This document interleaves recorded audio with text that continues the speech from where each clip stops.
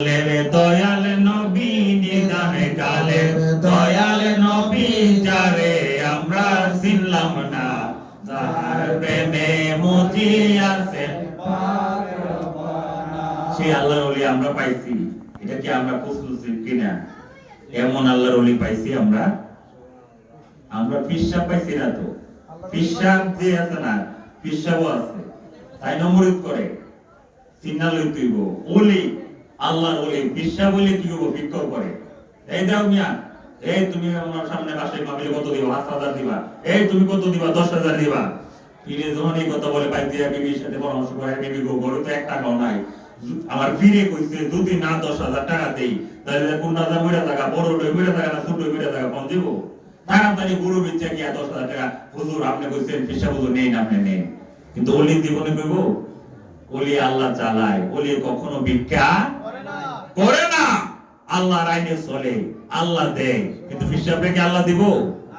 পিসাব আল্লাহ দিত না। পিসাবকে দোয়া চাইলে আচ্ছা আল্লাহ দিব না, যা চিন্তা করিস না। যখন বিপদে পিসাবও দূরে মুড়িদের আগে আছে না, এরকম আছে বাবা, সাবধান। এই কারণে বুঝা লইতে হইব সঠিক আল্লাহর ওলি যিনি আল্লাহর আইনে আল্লাহর নিয়ম কানুন বাতায় দিব মানুষদেরকে, সঠিক ঈমান দেয়া ঈমানের উপর অটল রাখবো। কারণ ওনারা কোন দুনিয়ার কোন ব্যক্তি ডরায় না, হিসাব করে কথা বলে না, আল্লাহর আইনে আল্লাহর পাওয়ারে চলে। আমার দয়াল নবীজি যেমন বর্তমান, আল্লাহর ওলি বর্তমান।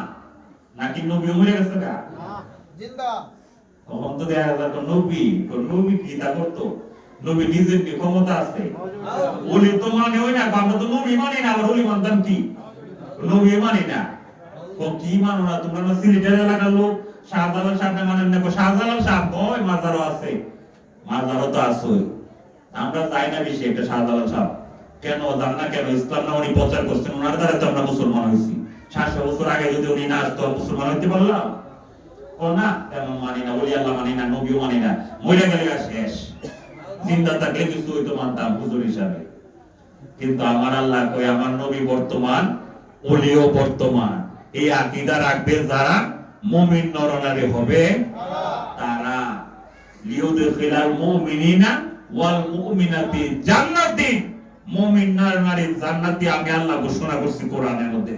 তাদের কোনো দুজক নাই। দুজক নাই, গুনাহ আছে, ওয়া ইউকাফিরু আনহুম সাইয়্যাতিহিম, গুনাহ আছে, গুনাহগুলো আমি আল্লাহ মাফ করে দিলাম আমার নূর নবীর খাতিরে। কারণ শয়তান তো কসম খাইছে লাউক ফিয়ান্নাহুম আজমাইন, ও মাবুদ ফাইজাতিকা রব্বি লাউক ফিয়ান্নাহুম আজমাইন, তোমার ইজ্জতের কসম খায়া যায় সব মানুষকে আমি গোমরাহ করে দিলাম ইল্লা ইবাদাকা মিনহুমুল মুখলাসিন, তবে মুখলিস যারা তাদেরকে আমি পথভ্রষ্ট করব না। মুখলিস হবে কিভাবে? মুখলিস হইতে গেলে আল্লাহর ওলির হাত মুবারকে ধরতে হবে। আল্লাহর ওলির হাতে যারা ধরা থাকবো, নবীর হাতে যারা কানেকশন থাকবো, আল্লাহর গায়েবে আল্লাহর হাতে কানেকশন থাকবো, তাদেরকে আমি গোমরাহ করতে পারবো না। আমার আল্লাহ বলেন যা তোর কথা যারা শুনবো, তোর উক্তিতে যুক্তিতে যারা তোর চলে বলে যারা, তোর মুরিদ হয়ে যাইব শয়তান। ওই খন্নাস তোর মুরিদ যারা হইব তাদের ব্যাপারে এবং তোর ব্যাপারে বলে আমি বলে দিলাম ফতোয়া, লাম লান্না জাহান্নামা মিনকা ওয়া মিম্মান তাবিআকা মিনহুম আজমাইন। খন্নাস এই শয়তান, তুই যে মানুষের যুক্তি দিয়ে উক্তি দিয়ে বিভ্রান্ত করবে, এই তোর মানুষগুলারে মুরিদগুলারে এবং তোরে লাম লান্না জাহান্নামা কই দিব একসাথে জাহান্নামের মধ্যে। মিনকা ওয়া মিম্মান তাবিআকা, এবং তোর অনুসরণ যারা করব এই অনুসারীদেরকেও দিব মিনহুম আজমাইন, এবং তাদেরকে যারা সাপোর্ট করব তারা সহ জাহান্নামের মধ্যে দিব। আর নবীর দল যারা আছে তাদেরকে আমি আল্লাহ সালাম করে আমার ফেরেশতাদেরকে সালাম করায়া করায়া কোথায় দিব? বেহেশতের মধ্যে, গোলার মধ্যে রাখবো। ক্ষেত করছে না নি? ধান ক্ষেত করেন না নি? কি মুরবি বাবারা করেন না ধান ক্ষেত? ধান ক্ষেত যে করে কোন দুই নিয়তটা আছে? দুই নিয়তটা করে কোন কৃষকের?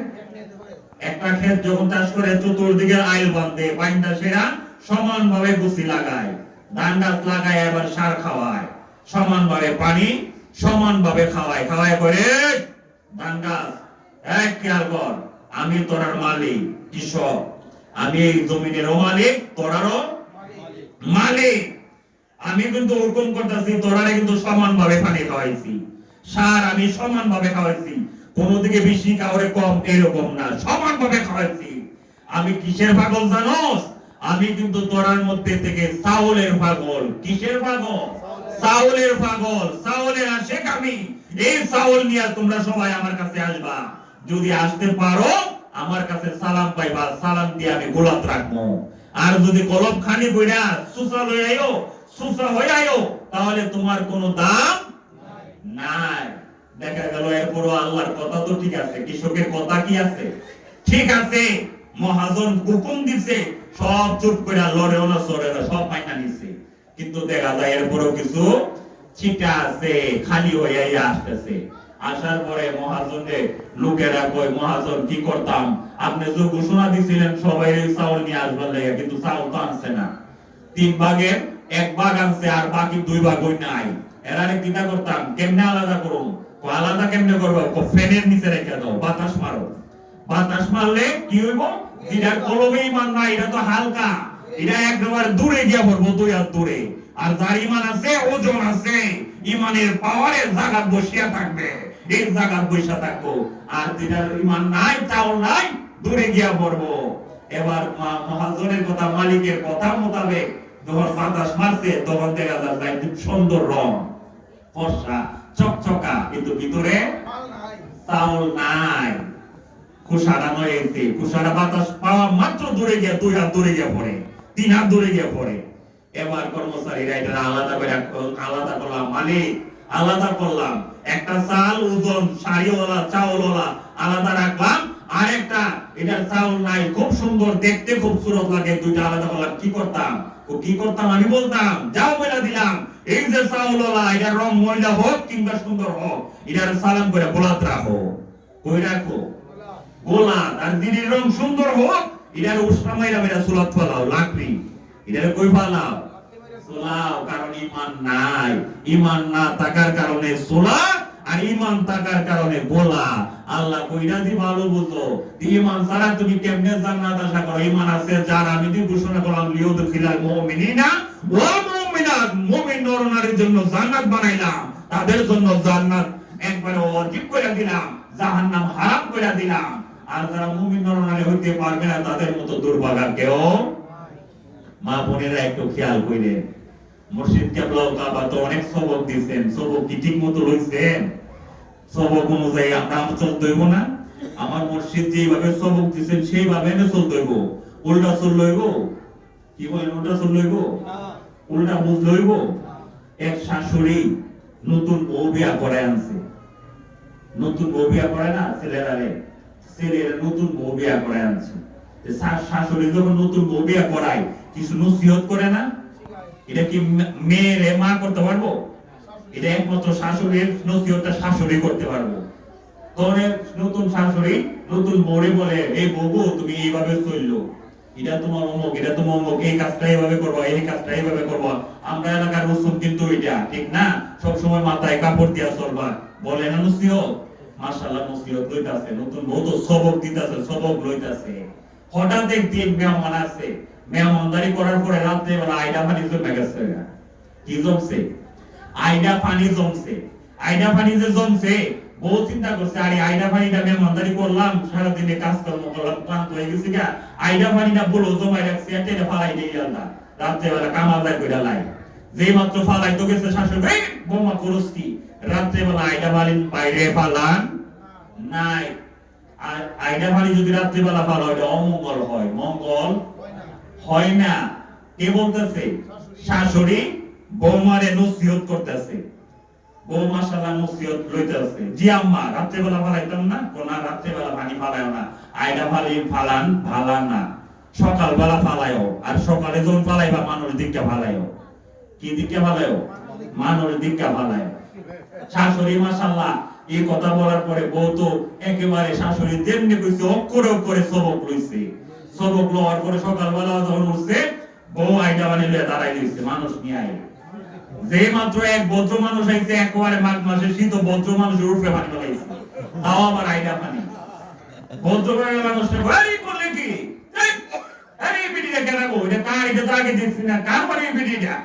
এই বিড়িটা কেনাবো, বাড়িটা যেমন নতুন বউ, নতুন বই রেখে আমার উপরে পানি বালাই দিচ্ছে, আইডা পানি।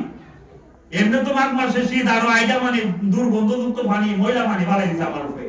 শাশুড়ি কো, আরে বউ করলে কি? ও দেখেন আম্মা, আপনি কিন্তু আমারে দোষেন না, আমার কোনো দোষ নাই। আমি আপনার সবক মধ্যে কাজ করছি, আপনি আমার শাশুড়ি আম্মা, আপনি আমারে দোষেন না। আপনি না কালকে আমার সবক দিলেন, সবক তো লইছি, আপনি বলছেন রাত্রেবেলা আইডা পানি না পালাইতাম, সকালবেলা পালাইতাম, আর যখন পালামো মানুষ দিকটা পালাইতাম। আমি তো মানুষ দিকটা মানুষ রুই পালাইছি। আচ্ছা বলেন তো দেখি, শাশুড়ি কি এটা বলছিল? মা বোন খেয়াল করেন, শাশুড়ি এটা বলছিল? শাশুড়ি কি বলছে এটা লোক দেখা? শাশুড়ির কথা ছিল কি যে মানুষ দিকটা পালাইও, মানুষের উপরে যাতে না পড়ে। আইডা পানি যাতে শাশুড়ি বলছে যে মানুষের উপরে না পড়ে। আর তাই না সবক রয়েছে মানুষ দিকটা মানুষ উঠবে পালাইতাম। সবক রয়েছে এই জাতের সবক লইন না গো মা বোনেরা, ভাইয়েরা বাবারা, এই জাতের সবক লইলে কাজ পুরস্কার পাওয়া যাবো, উল্টা আরো তিরস্কার। পুরস্কারতে মসজিদ কেবলাও কাবা কি বলছে, কি বলে গেছে আমাদেরকে, আমরা সবক নেওয়ার পরে আমরা মূল মালিক ওয়াজ মুবারক শুনছি, জবান মুবারকে এই কথাগুলো অক্ষর অক্ষরে পালন করতে হবে, বুঝে শুনে। উল্টা বললে আপনি টাইম কইছে, এটা টাইম তো ইডানে কইছে, ইডানে বন্ধ করছে, এটা তো বন্ধ করছে না। ওইটা চালান যাবো, এটা সুসুরি চালান যাবো, এটা চুরি চালাইলে কোনো দোষ তো সবাই করণ দেবো, এটা তো এটা আছি। মালিক আরেকটা কথা কইছি, ও আপনি দিবালা শিক্ষা রাখছেন ওই বই নতুন বউর মতো, এইভাবে নতুন বউর মতো মন করা করা যাবে না। ওরে ও রসিক নাইয়া, এই ভব তরঙ্গ নদী কেমনে যাবে পাইয়া, এই ভব তরঙ্গ নদী কেমনে যাবে পাইয়া রে রসিক নাইয়া, এই ভব তরঙ্গ নদী কেমনে যাবে পাইয়া। আরে চারে তোটা নৌকা খানি, বাইনে বাইনে উঠে পানি, না করিলাম গাবো গানি, না করিলাম গাবো গানি, সময় গেল বইয়া রে রসিক নাইয়া, এই ভব তরঙ্গ নদী কেমনে যাবে। ওরে মালিক মোল্লা লিখে গেছেন, এরে রসিক নাও দিশে গেছেন তাই দি রসিক। আরে তোমার যে ভবতর নদী লম্বা একটা হায়াত আছে, এই নদীটা তুমি কেমনে পাইয়া যাইবা? তুমি একটু গাব গানি করাইছো নি? না করাইলে গাবো গানি করাইলো সময় থাকতে, আর যদি সময় চলে যা গাবো গানিতে কাজ হবে না। সময় থাকতে গাব গানি করাইলাম, তাহলে নৌকা তোমার ঠিক থাকবো, ডুবে যাইবে না, নৌকা লইয়া তুমি পাড়ি জমাইতে পারবা। ওরে নৌকায় আছে 5টি ঘোড়া, ঘোড়ার বলে নৌকা খাড়া, আরে ভাঙ্গে যদি একটা ঘোড়া, ভাঙ্গে যদি একটা ঘোড়া, তোটা যাবে হইয়া রে রসিক নাইয়া, এই ভব তরঙ্গ নদী কেমনে যাবে পাইয়া। বাবা কষ্ট আছে আজকে মাহফিলে যিনি শুভ আগমন করেছেন, আওলাদে ওলি, আল্লাহর ওলি, পীরে তরিকত, রাহনুমায়ে শরীয়ত কাজী আইনুল মুস্তাফা কাদেরী আল বাশারী, উনি তাশরীফ আনবেন। আপনারা খুশি না বেজার? ওনারে দেখলে আমাদের জীবনে গুনাহ মাফ হবে কিনা? কে বলছেন? আমার দয়াল নবী বলছেন, আন-নাজরু ওয়াজিবিল আলিমি ইবাদা। উনি তো আলেম তো নাকি? উনি আল্লাহর ওলি এবং আলেম তো। তো আলেমদের চেহারা দেখলে কি হয়? জীবনের গুনাহ মাফ হয়। ওয়াল জুলুসু মাআহু, ওনার সাথে বসলে ইবাদা, ওয়া ইয়াতাকাল্লামু মাআহু ইবাদা, ওনাদের সাথে যদি কিছু কথা বলেন আর যদি বলেন সেটাও ইবাদত হয়। সুবহানাল্লাহ। এটা তো আমার দয়াল নবীজির কথা, জবান মুবারক হাদিস। তাহলে আমরা খুশি না বেজার? ওনার কাছ থেকে কথা সুন্দর নসিহত আমরা নিতে পারবো, আমরা ওনাকে দেখতে পারবো। উনি তো যেখানে বর্তমান আওলাদে উনি যেখানে বর্তমান স্বয়ং মুর্শিদ কেবলা বর্তমান। ওনার ব্যাপারে কি বলবো? আপনারা তো জানেন, যিনি মালিক মোল্লা স্বয়ং বলছেন যে এই ছেলেটা আমার জন্য রহমত। আমার কি রহমত? রহমত পাইতে গেলে আসতে হবে না ওনার কাছে? দূরে থাকলে রহমত পাওয়া যাবে? রহমত থেকে পলায় পড়লে রহমতের ভাগীদার হওয়া যাবে? রহমত তাকে বলছেন, রহমত পাইতে গেলে ওনার কাছে আসতে হবে, তাহলে রহমত মিলবে। আর যদি না আসি ডিনাই করি, তাহলে রহমত পাওয়ার কোন নসিব ভাগ্য হবে না। আজকে আমরা বড় ভাগ্যবান, আমার মুর্শিদ কেবলা ও কাবার উরুস মুবারকের মধ্যে আজকে আমরা উপস্থিত হয়েছি। আমাদের সবার আমল নামার মধ্যে আমার মালিক মোলা যদি নেগা নজর করে আমাদের যত মুশকিল আছে মুশকিল আসান হয়ে যাবে, আমাদের বিপদগুলো দূরীভূত হয়ে যাবে। এতে আমাদের কোনো যদি ভয় থাকে ভয়গুলো দূর হয়ে যাবে, আমাদের কোনো চিন্তা থাকবে না। আমাদের চিন্তা থাকবে, কারণ আমরা সব সময় একটা কাজ করতে হবে, মুর্শিদ নিশানের নাও ঠিক রাখিয়া বাও সায়ো মাঝি পন্তিনি ডুবিয়া যাও। যদি মাঝি ডুবিয়া যাও তাহলে কিন্তু শেষ, তুমি নিশান ঠিক রাখতে হবে। আর ডুববে কখন? যদি নিশান তোমার ঠিক না থাকে। এলোমেলো নৌকা চালাইলে নৌকা ঠিক মতো যাইবো? নিশান ধরিয়া সামনে, তারপরে নৌকার বইটা ধরতে হইব। তা আমার মুর্শিদ কেবলা কাবা বলছে, মুর্শিদ নিশান তোমার ঠিক রাখো। এই মুর্শিদ কেবলা কাবা যার হাতে তুমি বায়াতে রাসূল ভ্রমণ করেছো, ওনার হাত মোবারকের মধ্যে ধরার পরে তুমি ওনার নিশান ঠিক রাখো। মনে রাখো, বিশ্বাস রাখো, ওনার চাইতে শ্রেষ্ঠতম কেউ তোমার কাছে কেউ আছে? উনি তোমার কেবলাও কাবা। কেন কইলো কেবলাও কাবা? ধ্যানে, খেয়ালে, নজরে, খেয়ালে, সর্বদা স্মরণে ওনার দিকে রাখতে হবে, আপন মুর্শিদের দিকে। আপন মুর্শিদ কেবলার ধ্যান সদা সর্বদা রাখতে হবে। ওনার উপরে কাউকে প্রাধান্য দেওয়া যাবে? দেওয়া যাবে না। মনে করতে হবে আমার মুর্শিদের চাইতে বড় আমার কাছে আর কিছু নাই, আমার মুর্শিদের চাইতে সম্মানিত আর কিছু। আমার মুর্শিদ আমি সদা সর্বদা যে পথে চলি আমাকে দেখানোর ক্ষমতা রাখে। এইভাবে যখন খেয়ালে ধ্যানে রাখবো, এইটাই বলে কেবলাও কাবা। উনি আমার কেবলা, উনি আমার দিক, উনি আমার খেয়াল কাবা। উনি ছাড়া আমার কোনো উপায়। সবসময় আমার মুতাওয়াজ্জহ ওনার দিকে থাকতে হবে। কিন্তু ওনার মুতাওয়াজ্জহ ছাইড়া দিলে হবে? কেবলার মুতাওয়াজ্জহ ছাইড়া নামাজ পড়লে কাজ হবে? এই কারণে আপন মুর্শিদের দিকে মুতাওয়াজ্জহ থাকতে হবে। আপনার সিনাটা, আপনার কলবটা আপন মুর্শিদের দিকে। আমরা যখন জিকির করি কি করি? আমি আমার মুর্শিদ কলবের দিকে নজর করলাম, বা আমি আমার কলবের সহিত নিয়ত করলাম, আমার মুর্শিদ কলবের তুফাইলে আমার কলবে ফয়েজ আসুক, বরকত আসুক। মুর্শিদ কলব ছাড়া হবে? আপনার সিনাটা সবসময় কার দিকে থাকতে হবে? আপন মুর্শিদের দিকে। আপন মুর্শিদের দিকে মুতাওয়াজ্জহ থাকলে আপনার ইবাদত হবে, আপনার ইবাদত হবে। আমার দয়াল নবীজি বর্তমান কেমনে হবে? আল্লাহর ওলির মাধ্যমে, মুর্শিদ কেবলা ও কাবার মাধ্যমে। নবী যা হাসিল হয়েছে তার তো কোনো চিন্তা নাই। কোনো চিন্তা আছে? কোনো চিন্তা নাই। আমার দয়াল নবীজি যেমন আল্লাহর ওলিগণকে সাহায্য করেন, আপন মুর্শিদও আল্লাহর ওলিও আপনার ঘুমের ঘরে এসে সাহায্য করতে পারে কিনা? আল্লামা শেখ সাদী উনি কিতাব লিখছেন আজ থেকে 700 বছর আগে। 700 বছর আগে উনি শের লিখছেন, কাসিদা লিখছেন। আমার নবী পর্দা করার প্রায় 400 বছর পরে, 400 বছর পরে এই কিতাব যখন লিখছেন, উনি যখন শের লেখেন, শের লেখার সময় হঠাৎ করে একদিন তিনি আমার নবীজির সাথে কাসিদা লিখতেছেন। শের লেখার সময় হঠাৎ করে তিনি থেমে গেলেন। শের কি লিখছেন? বাল্লাগাল উলা বিকামালিহি কাশাফাত তুজা বিজামালিহি হাসনাত জামিউ খিসালিহি। এতটুকু বলে স্টপ, আর সামনে যেতে পারে না। সামনে যাওয়ার ওনার কলম বারবার চিন্তা করতেছে, কিন্তু কলমে আর কিছু লেখার মতো ভিতরে ব্রেইনে আসতেছে না। কবিদের একটা সিস্টেম হইলো, যদি মাথায় না আসে লিখতে পারবে, একটার পরে একটা ছন্দ আকারে অটোমেটিকলি চলে আসে। শেখ সাদী বলেন, জীবনে কত কবিতা লিখলাম কিন্তু এরকম তো পেরেশানির মধ্যে পড়লাম না। শেখ সাদী মনে মনে চিন্তা করেন, জীবনে কত কবিতা লিখলাম, শান লিখলাম, এইরকম পেরেশানির মধ্যে কোনোদিন পড়ে নাই। আজকে আমার কি হয়ে গেল? 3 লাইন লেখার পরে আমার নবীজির শান লিখতেছিলাম, 3 লাইন লেখার পরে আমার কলম বন্ধ হয়ে গেল, আমার কিছু আসতেছে না দেহের মধ্যে। কি লিখছেন তিনি? বালাগাল উলা বিকামালিহি, বালাগাল উলা বিকামালিহি। ইয়া রাসূলুল্লাহ, ইয়া হাবিবাল্লাহ, বালাগাল উলা বিকামালিহি, আপনার কামালিয়ত সর্বোচ্চ মাকামে পৌঁছে গেছে। আপনার সৌন্দর্যে সমস্ত জাহান আলোকিত হয়েছে। হাসনাত জামিউ বিসালিহি, আপনার সমস্ত শ্রেষ্ঠ চরিত্র, উত্তম চরিত্র আপনার মাঝে বিদ্যমান। এতটুকু লিখে যখন চুপ হয়ে গেলেন, কি লিখবো কি লিখবো এই পেরেশানি নিয়ে উনি চিন্তা করলেন, যতক্ষণ পর্যন্ত না লিখতে পারবো ততক্ষণ পর্যন্ত না আমি এই কলম থেকে, টেবিল থেকে উঠবো না। এই খেয়াল করে যখন চিন্তা করতে লাগলেন, এই চিন্তা করতে করতে উনি ঘুমায়া গেছে। কি গেছে?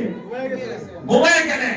ঘুমের ঘরে দেখে আল্লামা শেখ সাদী দেখে যে আমার দয়াল নবী শেখ সাদির ঘরের মধ্যে হাজির হয়ে গেছে। জোরে সরে বলুন সুবহানাল্লাহ। আমার দয়াল নবীজি শেখ সাদির ঘরের মধ্যে এসে বলেন, রে শেখ সাদি, ইয়া শেখ সাদি, উক্তুব সাল্লু আলাইহি ওয়া আলিহি। ও শেখ সাদি, আমি নবী তোরে পাঠায়া দেই, তুমি লেখো সাল্লু আলাইহি ওয়া আলিহি। সাল্লু আলাইহি ওয়া আলিহি লেখো, নবী, আমি নবীর উপর দুরূদ এবং আমার নবীর আহলে বাইতের উপর দুরূদ। জোরে সরে বলুন সুবহানাল্লাহ। শেখ সাদির ঘরে যদি 400 বছর পরে যদি দয়াল নবী সশরীরে হাজির হইতে পারেন, আল্লাহর ওলিগণের দরবারে যদি আল্লাহর ওলিগণ সাহায্য করতে পারেন কিনা? আল্লাহর ওলিগণ, আল্লাহর ওলি আল্লামা আহমদ কবির রেফাই, সময় সংক্ষেপ, আওলাদ ওলি শাহাদাত কাবলা উনি আসবেন।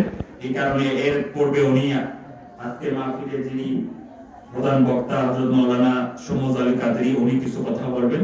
আমি আর আমার সময়টাকে লম্বা করতেছি না, আমার অসমাপ্ত বক্তব্য, অগোছালো বক্তব্য এখানে শেষ করলাম। আমার জন্য দোয়া করবেন আপনারা, আমি দোয়া প্রার্থী। মালিক মোলার মেধার নজরে যেন সবসময় থাকতে পারি এবং সঠিক হক কথা যেন বলতে পারি। না হক কথা বলার চাইতে মরে যাওয়া, আমি নিজেকে ভালো মনে